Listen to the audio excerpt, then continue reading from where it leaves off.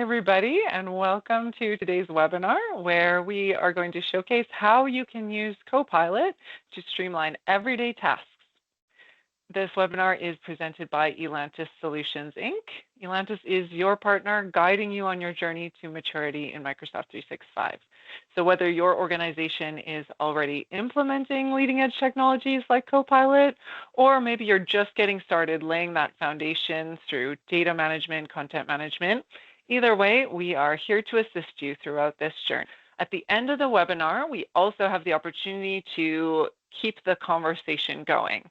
Many of our clients are asking, how can they get the most from Copilot? Are they ready to roll it out securely and safely? How can they make sure that their users adopt this tool and that they're really getting the value from it? So if that sounds familiar to you, we recommend as a next step to have a one-day personalized Copilot workshop. In this workshop, we will help you to identify specific areas where Copilot can benefit your business, and we'll make some recommendations on best practices and demonstrate how the tool can work for you, and we'll help you create a plan to implement Copilot effectively in your own company. So there should be a link in the chat. If you complete that form, we will get back to you quickly and we can chat further about that. Today, I have with me Julian Charles to present about Copilot. Julian has over 20 years in the technology industry. He has specialized throughout that time in Microsoft technologies. And knowing Julian, he's really passionate about leading edge tech like AI. He loves talking about it, so he's a great presenter for us today. I've observed myself with our clients how Julian's able to create a really forward-thinking vision for our clients and then support them through execution of those projects. And actually, Julian may seem familiar to you. You might remember him from one of our previous webinars where he also presented on Copilot. In that session, we talked a little bit about what Copilot is, what it isn't, how it can help you, and that gave a broad overview of different versions of Copilot. For example, narrow AI using GitHub Copilot and Copilot for M365, along with automation AI using Copilot Studio for the Power Platform. So if you haven't checked out that session, it's also a great one to broaden your understanding of what Copilot is and how it can help you. But for today, we are going to focus in a little bit more on Copilot for M365, looking at this from a day-to-day productivity standpoint, how you can use it in everyday tasks, things like managing your to-dos, emails, creating content, and we'll also chat a bit about how you can roll this out safely and securely, what foundation you need in place so that you can take advantage of streamlining your day-to-day tasks. I will hand it over to Julian, and you can get started when you're ready. Thanks for joining us. Perfect. Thank you so much, Amy. So the best place to start, I feel, is let's start with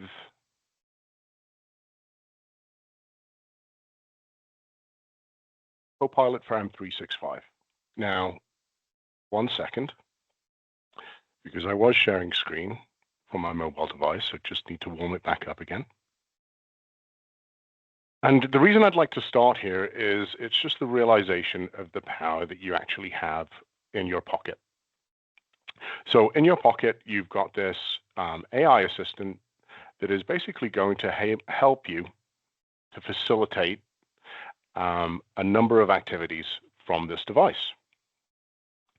Now, I just want to draw your eyes to the top right-hand section here.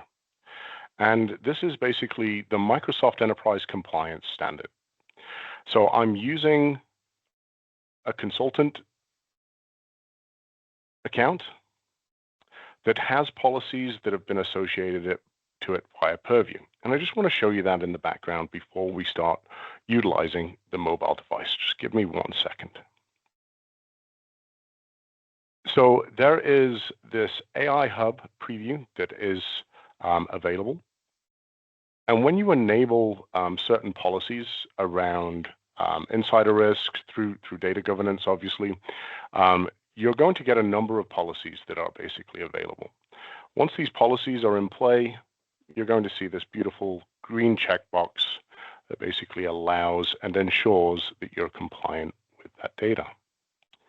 Now, the mobile app is extremely friendly, extremely fast. I'm looking to basically catch up on what's in my inbox really, really quickly. So I've clicked on a prompt and I'm asking for a summary of my latest emails, any tasks that have been mentioned for me to work through, any emails that are basically focusing for me to produce an action or an activity. Now, really, really quickly, just by utilizing that prompt, I've been able to get a clear direction and a clear understanding of some of the notifications that I've received in the last 10 days. Now, with that in mind, I can also look to stay informed. I've been collaborating quite a bit recently with some of our MISA members. So I'm going to ask, we have a specific account. I'm going to ask about some of the collaboration activities that have been occurring with another account.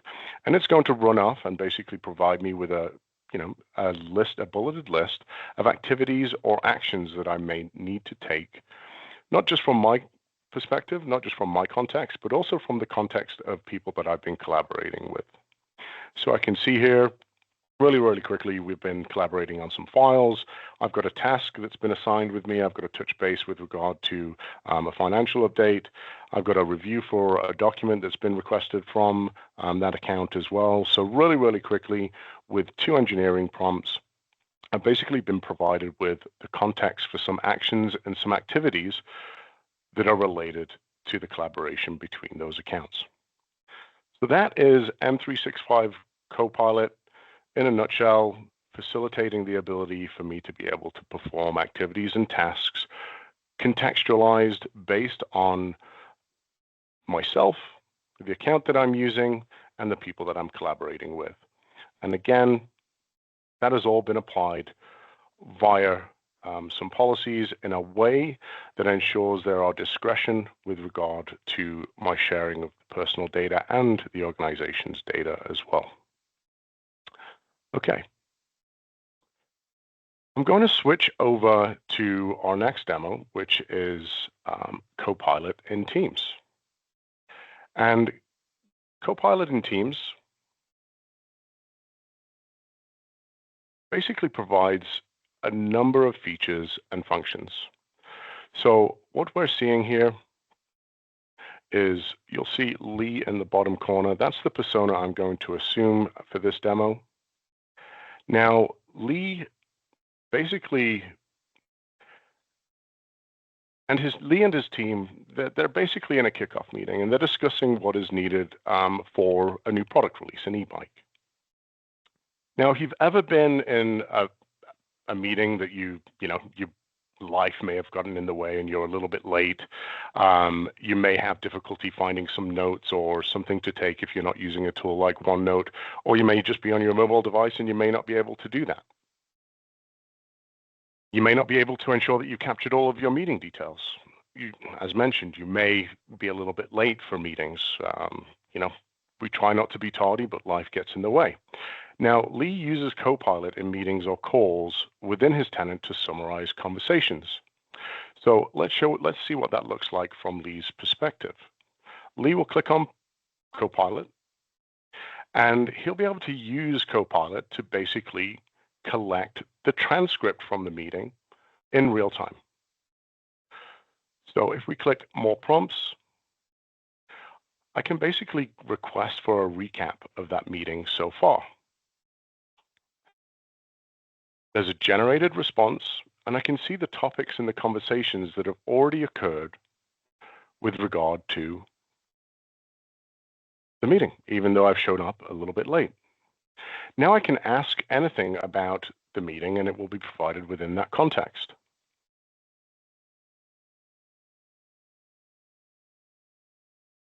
So any tasks that have been generated while I haven't been in attendance, or perhaps while we've been discussing, Isaiah has basically provided me with a request to perform a task. There was an agreement to draft a job description and then circulate that for some feedback. So if I click suggest follow-up questions, Copilot is now going to look and give me a recap for questions that I can ask within the context of this meeting. So how much are we allocating for the budget, for the campaign? What's the criteria for selection? Those sort of things. Now, switching from that, Lee still has access to Copilot through his chat. So if we select chat, you can see I've got my meeting recorded, and we can quickly select a recap. The recap of the meeting is available. Even when I wasn't there, it's taken notes during that time. And I can click on these meeting notes and receive further context with regard to what's been discussed. Now, clicking on Copilot, that brings in the context of that previous meeting as well. So if you notice the suggestions for follow-ups, the questions that I were proposed to ask, I can also click more prompts now and move into listing a number of action items that I could look to take. So in conclusion, really what we've looked at quite quickly is a Teams meeting into Outlook. We've recapped, we've looked at generating some questions, and we've made sense of that conversation, even though I may have been away from that meeting for a few moments.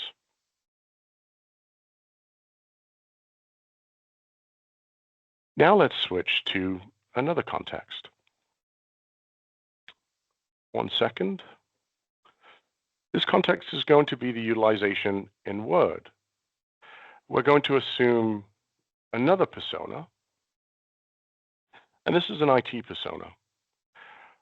We're going to create a Word document. This Word document is based on an FAQ that is quite lengthy. And what we're going to do is we're going to ask Copilot to basically look at some of the notes from a previous meeting where we had a brainstorming session with regard to what things should be known by employees when working with the IT department. So we're going to click Copilot. We're going to select our description, and we're going to ask it to generate an FAQ document for the IT department. We're going to look to keep it in that FAQ format, very friendly format, but we're also going to reference a file. We're going to select the IT FAQ notes that we took during that meeting, and then we're going to select Generate. Now, Copilot in Word basically processes the details from those notes, and then it allows for the ability to skip the non-essential parts and really get to what matters. Really quickly, we've looked at the generation of an FAQ, and it's really condensed that information into a really succinct manner. I'm going to select Keep It. Upon selecting Keep It, we've now got a draft in place. We may want to revise some content. So let's take a look at what we've got within the context of this document. So I've got my FAQ format. Things are looking good. However, I want to introduce the document. So I'm going to click into that empty space, select Copilot, and then we're going to look to basically draft. I'm going to describe to Copilot what I would like to see. Again, within the context of the document, it's a really brief question, and I'm going to ask it to generate. On that, it's generated a paragraph of text for me. And I'd like to say, perhaps we could make it a little bit more formal.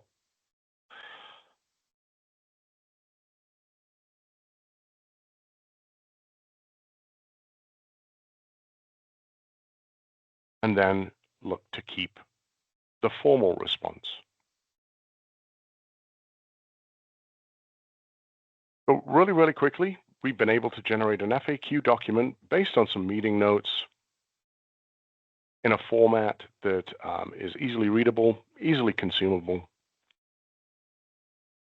I'd like to now switch over to our final demo, which is within Outlook for email management and how we can prioritize the utilization of email. So we're going to switch over to another persona here. This is going to be a finance persona. And we're going to take a quick look at the capabilities of Copilot within Outlook. So we'll open Outlook.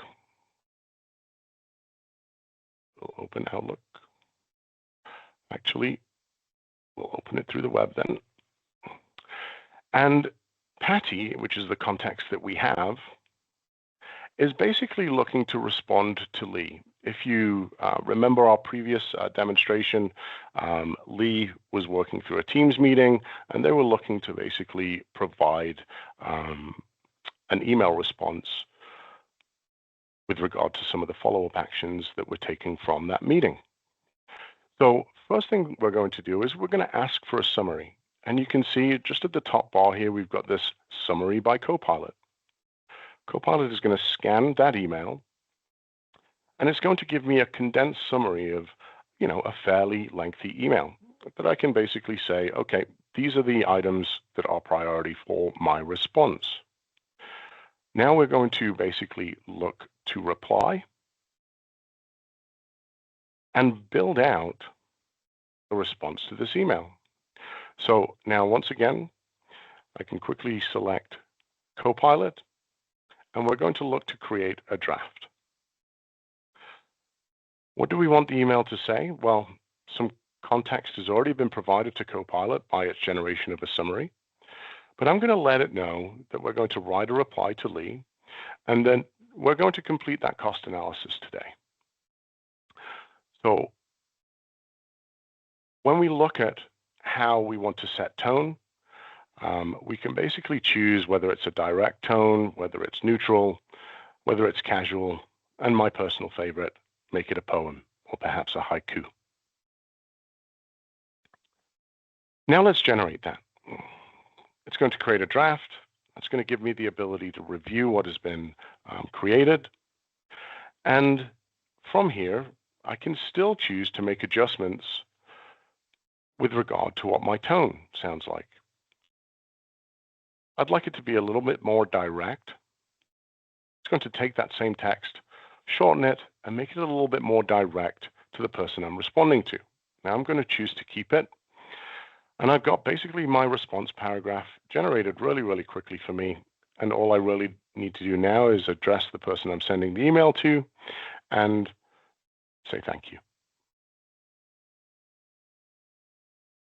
From here, I go into our drafts. You can see I was working on a response to Bob K previously with regard to some tax conversations that we were looking to have. Now, in this instance, I'm not necessarily looking to have Copilot generate a response for me. We're actually going to look to get coached by Copilot.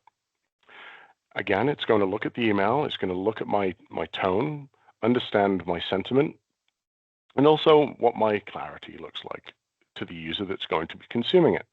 Let's make sure we've got a happy sentiment, so to speak. It's made some recommendations around how we can engage the reader a little bit more and how we can clarify and respond with clarity. With that in mind, I can now basically say, okay, thank you for those recommendations and make some adjustments to that email. First of all, I want to say thank you, obviously. Then I want to make sure that there is a call to action from there so that there's a reply with regard to their availability.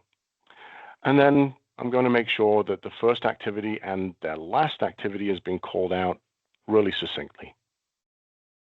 Now, before I actually send it to Bob K, I'm just going to adjust and send this to Lee. Now, from the perspective of that persona, really, really quickly, she's been able to respond in a confident manner, making sure all the necessary data is contained within that email and that the message is read a little more clearly. Lee will look to approve that draft, and now that email can be sent.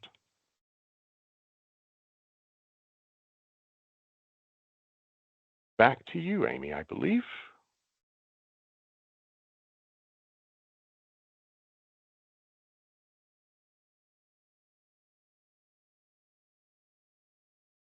Oh, actually, I think we're going to talk about how we lay our foundation. That's accurate?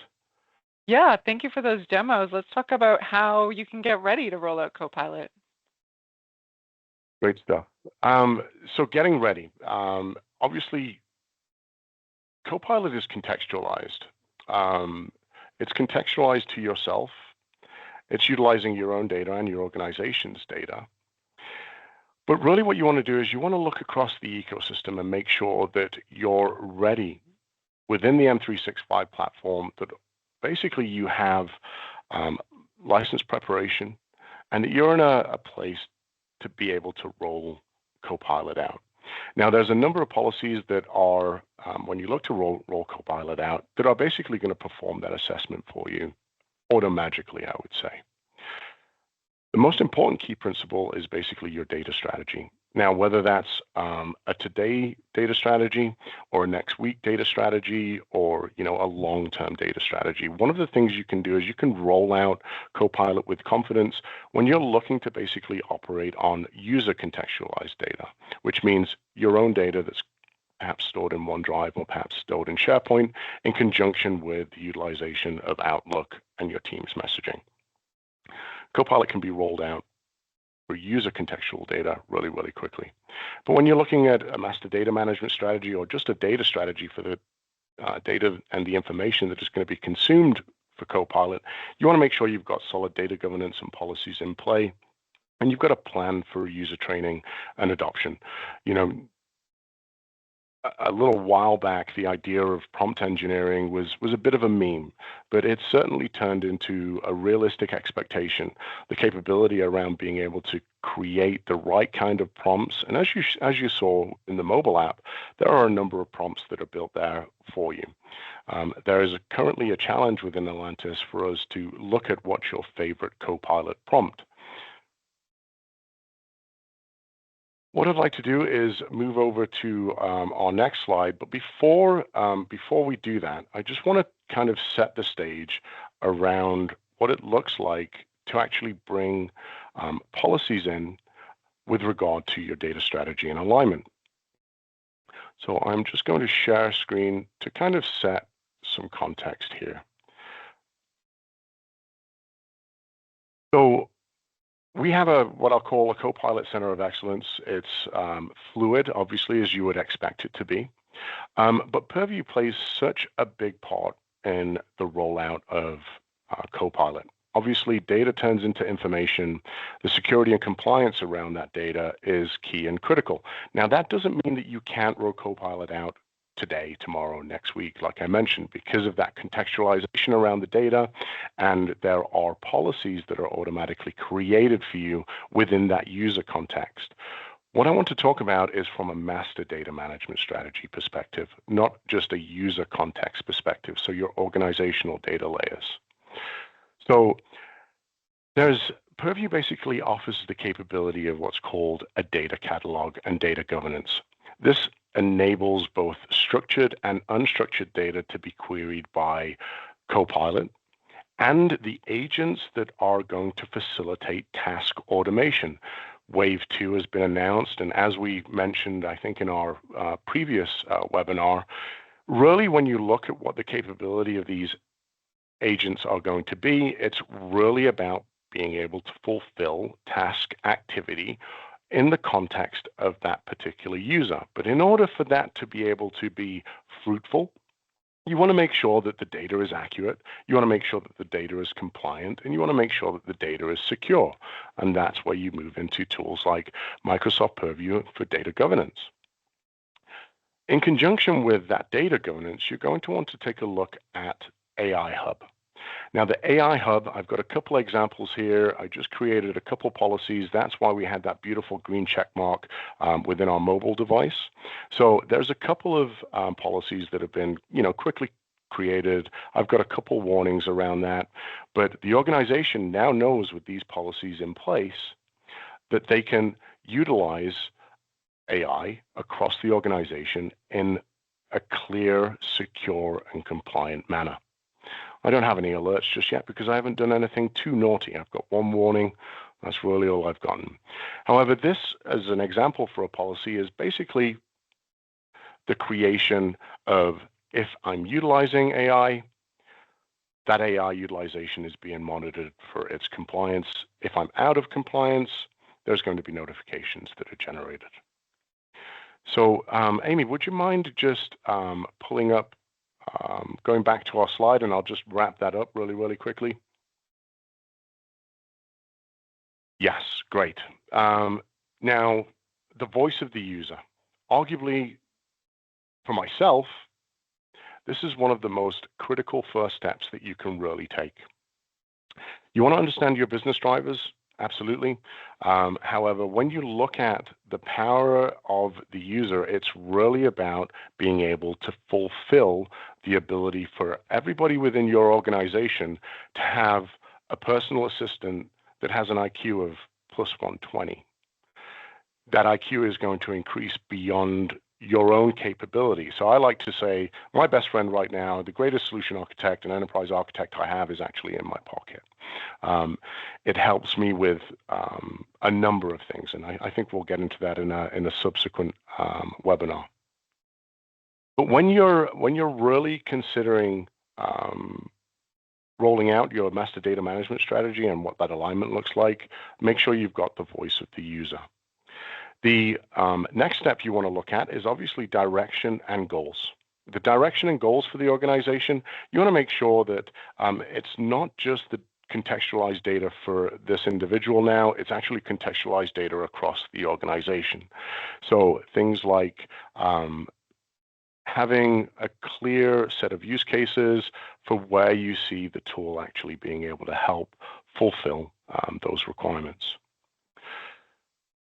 With that in mind, we spoke about the voice of the user, we spoke about direction and goals. The key portion is implementation. Implementation is really about aligning Copilot to your master data management strategy and your improvement strategy. You want to align high-value data processes that are basically information-centric that will facilitate gap closure. Then we move into review, manage, and adjust. Continuous improvement methods is really what that's about. Now, with that in mind, the improvement in your ecosystem really comes down to the key bulleted points that you can see. As we demonstrated, making sure that you're utilizing Purview to classify sensitive data, and that there's some form of monitoring and protection in place for data that is, IP to your organization. Now, SharePoint plays a massive part within that as well. You want to make sure that you have a solid taxonomy, aka / folksonomy in place as well, so that documents are tagged, you've got solid version control, and that access policies are in line with what your master data management principles are. Same thing for Teams. Teams is sitting on top of SharePoint. You want to make sure that the data that is stored within there is accurate and consistent, so that as Copilot is consuming that contextualized data, not only for yourself, but also the organization's data, that it is consistent. Now, my personal favorite is basically the Power Platform. When we're looking at how data is driven and turned into information across the ecosystem with the applications, we want to make sure that we're using consistent master data for the Power Platform. By ensuring we have all of these things in play, we can now start leveraging the capabilities and the power of Power BI to be able to report on that data in an accurate manner. Back to you, Amy. Apologies, I may have run a little bit longer than we anticipated. No worries, it happens. It's a topic where we could talk for hours. There's a lot on it for sure. So thank you so much for sharing those things. We do have a couple questions from the audience actually. So you mentioned Copilot Wave 2. Could you elaborate a bit more on what was new and released with that announcement last week? Yeah, sure. So very exciting. I think, as mentioned in the previous webinar, it's really about getting to the agents, right? The Graph API is so powerful. And as I mentioned, I don't believe that Graph API is actually for us. I think it is being built with Copilot in mind. So one of the big announcements is basically Copilot in Excel. I've actually dusted off my Python capabilities. Copilot's been intrinsic in being able to enable and facilitate my utilization of what I'd actually consider to be a CGI, an older type of language, but Copilot's pulled me back into that. So Copilot in Excel. There's also Copilot in PowerPoint. Soon there's going to be the capability to be able to utilize images from SharePoint libraries that are basically approved for organizational use. The utilization of Copilot in Teams, basically you can generate transcripts and chats now in a really, really clear manner, as we demonstrated, to ensure that no conversations are missed. There's a new feature, prioritize my inbox, where it's basically going to analyze we're inundated with email. It's going to prioritize based on the context of view for what your tasks and activities should be. Copilot Pages got everybody excited. That's basically the ability to collaborate within Pages and generate pages based on what are called collaborative workspaces for teams, allowing the ability to manage tasks and build that data out together in real time for durable and editable documents. And then the agents. The agents is personally the most exciting portion.